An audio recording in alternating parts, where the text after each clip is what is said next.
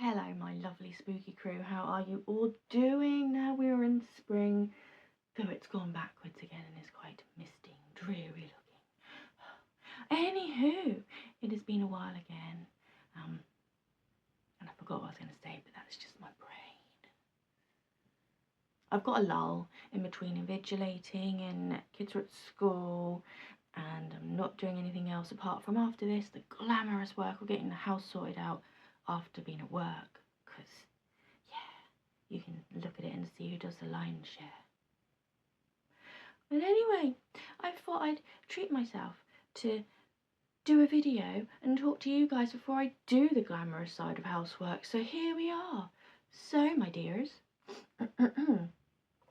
welcome to another episode of Ghosts, Myths, and Legends. Are you sitting comfortably? Shall we begin? Our tale is the tale of the green children of Woolpit. Now, Woolpit is a little village in Suffolk, and our tale takes place sometime in the medieval time of like 12th century, somewhere around that time of King Stephen, King Henry II, that era. Now, one day, two children wandered alone, apart from being together, but without any other people, into the village of Woolpit. And these children spoke gibberish in a language that only each other could understand. As a boy and a girl, they were meant to be brother and sister, and they had green skin, green skin. And they would only eat raw broad beans. Oh God, I hate broad beans. I have to swallow them whole. But anyway, that is neither here nor there. Now, it was said that Richard de Calne lived in the village and he found them. So, in essence, he took them in and he saw them, chatting to each other in weird languages. And the only thing he saw them eating was when they found broad beans in his garden, they would pick them and eat them raw. And he started weaning them off broad beans almost, essentially, and getting them to eat different food. And as they did so, eventually they lost their greenness. But it was still a mystery where they came from, why they were green to start with, what language were they talking to each other. Slowly but surely, I suppose Richard and his household and maybe people in the village helped the children learn English, and eventually they could speak fluent English. And when they could speak fluent English, which I can't very well, they asked them, where did you come from? Why are you green? Blah, blah, blah, blah. I don't think they ever answered why they were green, but I will refer more to my notes to this because they said a lot. They were very articulate children once they learnt the old English. And they said, we are inhabitants of the land of St. Martin, who is regarded with peculiar reverence in the country which gave us birth.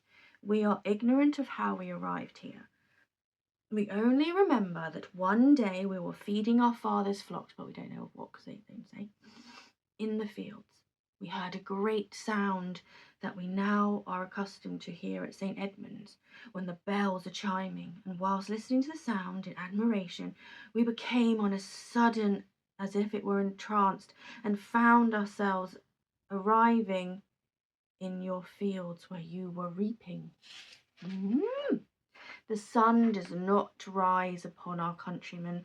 Our land is little cheered by its beams. We are contented with that twilight which among you precedes the sunrise or follows the sunset. Moreover, a certain luminous country is seen not far distant from ours, and divided by it from a very considerate river.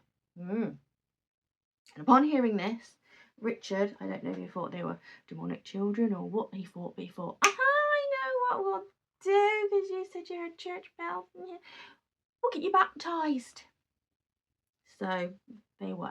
And as you would have it, not long after being baptised, the boy died.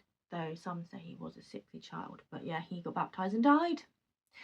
But the girl, who they called Agnes, she was fine and grew, and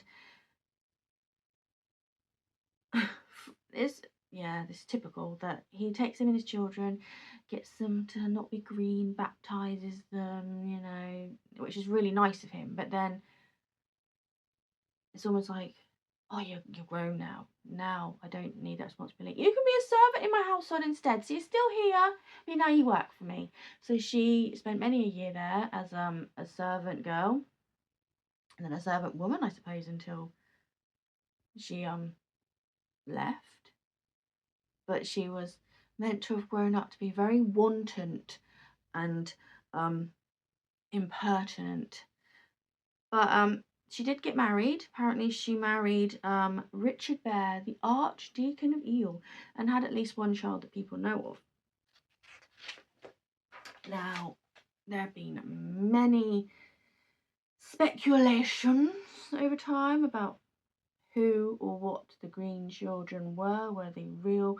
Were they not? There have been lots of accounts, lots of medieval writings about them. Lots of it's gone in sort of folklore books and things. So that it's not like some sort of random. There were lots of accounts, lots of writings, if that makes sense. But some people think that they were the descendants of Flemish immigrants who were persecuted and or killed by either King Stephen or King Henry II. And alone, because you know they didn't have enough parents anymore, they would have wandered into the village, and when they were talking gibberish to us, they were actually talking their native Flemish. Excuse me. And the green tint to their skin could have been malnourishment or something that they used to call the green sickness back then. Which is why when they started eating proper food, they lost the greenness. Some say it feels like it was a sort of case of drugging and kidnapping, and either way the kids escaped or it didn't go well, and that's why they were sort of ill because of the drugs and disorientated and talking crap. But on the other side of the coin, the spooky side, the side that we know we all come here for, don't we? The mysterious side. There are those that say that the children, because of how they describe their land and the difference in the greenness, was that they were extraterrestrial children that somehow landed there, or that they were children from a fairy realm and somehow they managed to get themselves enticed by church bells and stuck in our world. And then there's another one which is quite cool because of the way they described like the constant twilight and the fact they were green, and is that they came from some underground subterranean world that obviously didn't get really loads of sun, just that sort of constant twilight of glow from maybe as it leached in, and that is how they are, how they were. But as always, I like to leave you with a what do you think? Comment below, let me know. Flemish, Martians, ill, kidnapped, fairies, subterranean dwellers. So yeah, let me know. Give me a comment because I do read and reply whenever I can, and I find it interesting and it'd be cool to know what you think. I hope you have a wonderful day, whatever you decide to do after you watch this. I hope it's not loads of housework like I now have to tackle. Such is life. As always, you are so worthy, so valued and so important. Don't let anyone dim your shines out there. Thank you for taking 5 minutes, 10 minutes, however long you watch these videos for, to spend that time with me. Treat yourself to a nice centering breath, a look out the window, a beverage, a snackaroo, whatever makes you happy. Be good, and if you can't be good, be careful. And as always, I will see you on the spooky flip side, where we enter the crypt and find more weird, wonderful, wacky tales.